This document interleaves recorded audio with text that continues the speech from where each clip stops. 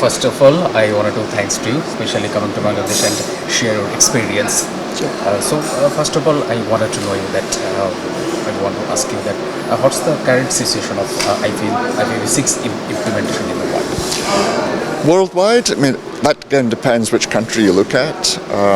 And so Europe had a very quick uptake, probably about more than a decade ago. And here in South Asia, we've seen Reliance Jio roll out a very big mobile network using IPv6.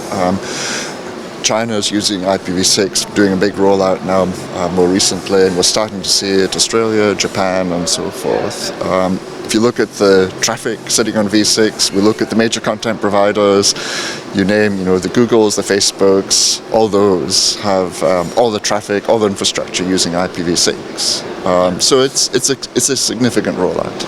Yeah, so what's the status of implementation, especially IPv6 for the South Asian country? It could be better.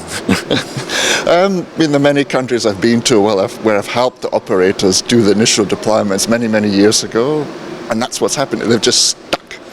And it's usually, the customers are not asking for it, or the business is not asking for it, or they don't see a business case for doing it. So after the initial building infrastructure, they're not actually putting it out towards the end users. But we're now starting to see operators here in Bangladesh starting to do it. I mentioned Reliance before. We're starting to see in Nepal, Bhutan. These numbers are starting to pick up.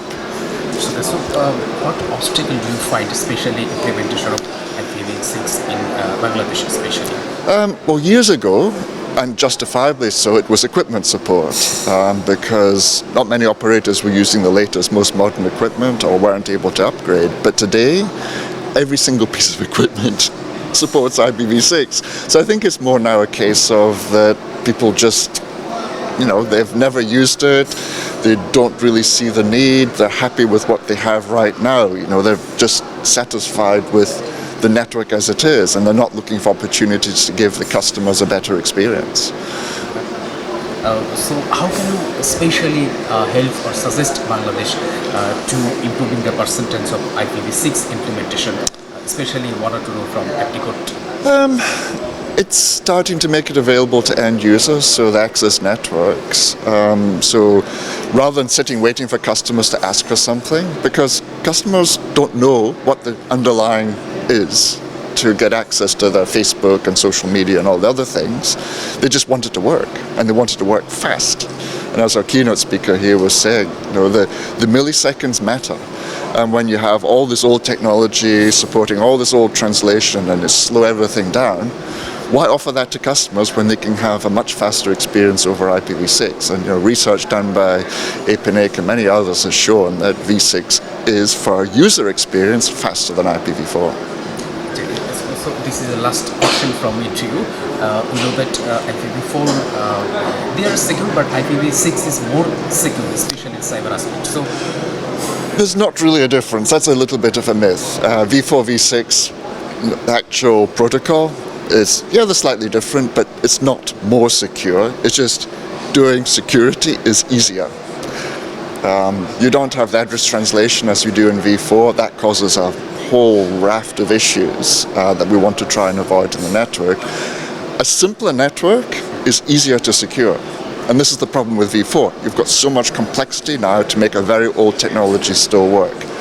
Why are we wasting all our time and money on that? We can just use IPv6 and we have a simpler thing, and therefore something we can secure a lot more easily. Yeah, last question to you. Which special benefits user can get if the IPv6 implementation is totally done? As in what the end user benefits can be. Overall, they will have a better browsing experience, a better experience using the apps. And it's not because IPv6 somehow has some magic in it that V4 doesn't. It's just we have a simpler network. We're not doing all this translation in the middle just to try and keep an old technology working. It's a bit like comparing, a new computer with an old computer. You can run new programs on the old computer, but you've got to do a lot of things to try and keep it all working. And it will work, But why do that when you can have a new one that will just run all these things so much better? So it's just that overall quality of experience is what the end user will get. And once the operators understand that the end user really wants a good quality of experience, then they'll make efforts to get the V6 deployed. Yeah, thanks to give us your valuable time. Thank you very much.